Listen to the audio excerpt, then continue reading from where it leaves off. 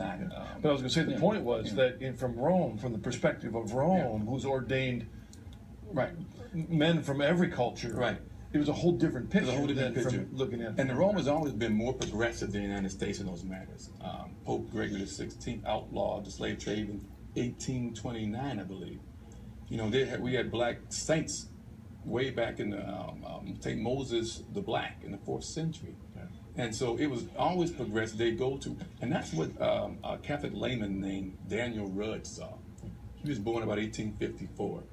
And he saw that the best hope for black people was in the Catholic Church because it had the experience of dealing with crossing cultures and nations and everything over its 2,000-year history. He said, if the Catholic Church can be made to live up to its standards, it's the best place for black people because at the altar, we're all equal.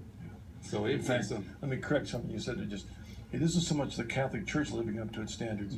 I'm sorry. It's us Catholics, right? If we would live up to the standards. Right, you don't never, and that's what I said, you don't judge the church by individuals. You know, the church is indestructible, it's holy, but sometimes we don't act as holy. You know, it's us, right? Let's take this first email, Robert in Ohio. Mr. Allen, I am currently having discussions with a Baptist who claims he is not Protestant. He says his roots are not in the Catholic Church. He says he is not, quote, protesting anything. He traces his spiritual roots to Jesus by way of, quote, other Bible believers through the centuries, end of quote. He claims that Baptists are the remnant that were not corrupted by Constantine in the Catholic Church. How would you respond to him? Thanks, Robert. Well, I've heard that when my minister told me that, you know, the church apostatized under Constantine. And I'm thinking, wait a minute, Constantine, after him was the doctrine of the Trinity was formulated. After him, the Bible was formulated. So how can apostate church get the scriptures and the doctrine of the Trinity and the natures of Christ right? So something doesn't jive there.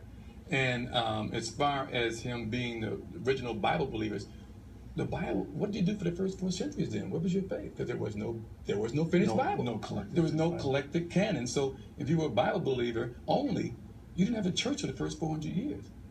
To be the true church or to be connected with the original Christians, you have to be apostolic. You have to be able to connect yourself back to the apostles. And I'm not talking about lip service, you know, spiritually I'm connected. You have to show a physical connection back, trace yourself back to the apostles and Peter, and you have to show that not only that you can trace yourself back, but you believe and practice and teach what they did. That's how you determine, I think, that's one thing. I don't want to belittle the gentleman who felt that way in that the emailer was speaking about, but it sadly shows this thread amongst particularly fundamentalists, kind of an anti-historical view. You just got the Bible, that's all I need, and I don't need to know any history from the apostles to the founder of my local church. You know that it ended at Acts 28 and picked up at my church. There's 1,500 years, 1,600 years, sometimes 1,900 years between those things.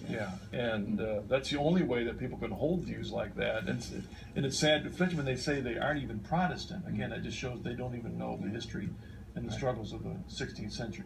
Let's take our first caller, Andrea from Illinois. What's your question for us?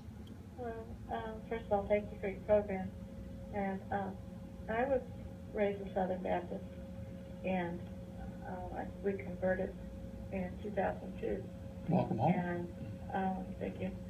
And I was just wondering how he handles Mary and the rosary and things like that. And I'll hang up the moment here. Thank you, Andrea. That was an easy one for Baptist, right, Mary? Well, you know, I watched your show, and a lot of people stumble over Mary. But I had a different take on it. We didn't suffer that with Mary. My wife and I, we really didn't suffer that with Mary.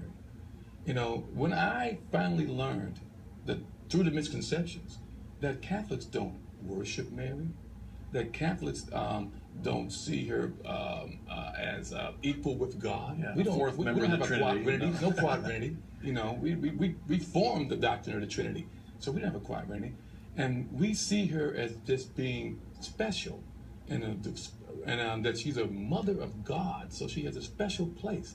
And we give her honor for that. And we simply ask her to pray for us. And so once I saw that, we didn't stumble over it. We embraced it. Yeah. And I'll tell you why. I think it has something to do with my upbringing. See, in my culture, mothers are so important. If you want to get in a fight, insult somebody's mother. And that was what I mean. So, and on Mother's Day in our church, biggest day of the year, we come in there and mom would be honored and she'd win the contest because she had the most kids, you know. And so, and also, my mother's a praying woman. She'll tell you, she raised 10 kids and we stayed out of trouble for the most part. She said, because I stayed on my knees for my kids. So I had an example of a mother who prayed and she had influence over me as a son. She, you know, one time I had a spat with my brother and she said, I said, I'm not talking to my brother anymore.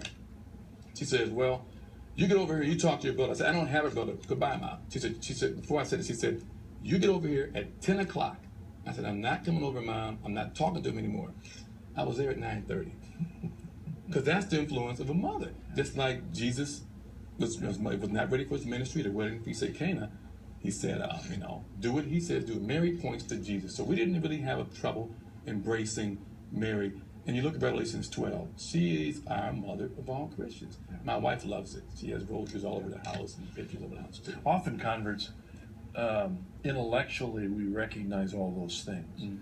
But often the biggest stumbling block is when we're privately in our, quote, prayer closet, and now we're all of a sudden praying to Mary, where before we always prayed to Jesus. That's often the struggle. Was that a struggle, or like you said, you really moved fairly because quickly I looked at it as, you know, I don't ask my pastor to pray for me. Okay. I don't ask my mother. I called before I left, said, Mom, I'm going down to Birmingham. Pray for me. She said, okay. Yeah. But I can also go to Jesus and pray for him and ask him himself to pray for me. The more prayers, the better. Yeah. And